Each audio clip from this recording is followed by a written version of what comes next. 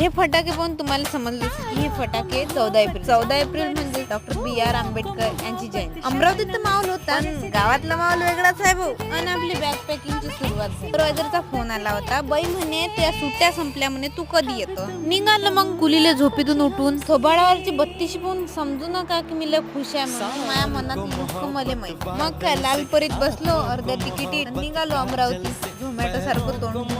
अमरावती कधी आला माहितच पडलं नाही, कारण आपल्याला केवढा सकाळी उठायची सवय आहे नाही. त्याच्यात बसमध्ये गेल्यावर लागली झोप. हे पुस्तक कोण विचार पडला, वाचिन कोण भाऊ. हे घरी गेल्यावर घरून निघायचं मन करत नाही, इथं असल्यावर इथून जायचं मन करत. आता एकदाची घरी गेली का परत येतच नाही. 100, 200, 300 गोष्टी केल्यावर आलो आपण माऊली. पोट खाली होतं, दिवसभर काम करायला लागते भाऊ. पोटात काही नाही टाकावं म्हणून आली. पोटात काही नसलं ना तर आपल्या दिमागाची खिडकी धावत नाही, तुम्हाला तर माहितच आहे. त्यात आपलं मन होतं घरी भाऊ आणि आपलं शरीर होतं इथं. कसं काय लागणार आहे तुम्ही सांगा. काय आलो कंपनी